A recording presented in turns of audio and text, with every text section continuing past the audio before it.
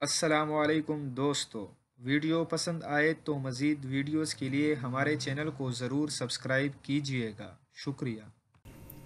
ماہرہ خان کی حال ہی میں ریلیز ہونے والی فلم سپر سٹار کے سیٹ سے ایک ویڈیو سامنے آئی ہے جس میں وہ تانے دار کا لباس زیب تن کیے، چہرے پر مونچھیں اور سر پر ٹوپی رکھی نظر آ رہی ہے۔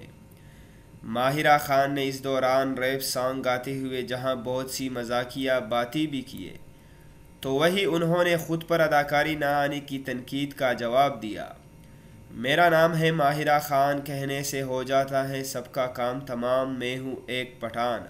تاہم اس دوران انہوں نے یہ بھی کہا کہ کچھ اداکاروں نے کہا کہ مجھے اداکاری نہیں آتی، کیا آپ کی فلمیں بھی 100 کروڑ کماتی ہیں؟ واضح رہے کہ فردوس جمال نے اداکار فیصل قریشی کے شو میں کہا تھا کہ ان کے نزدیک ماہرہ خان ہیروئن بننے کے لائق نہیں ہے۔ ماہرہ خان ماڈل تو ہو سکتی ہیں لیکن نہ تو وہ اچھی اداکارہ ہے اور نہ اچھی ہیروئن۔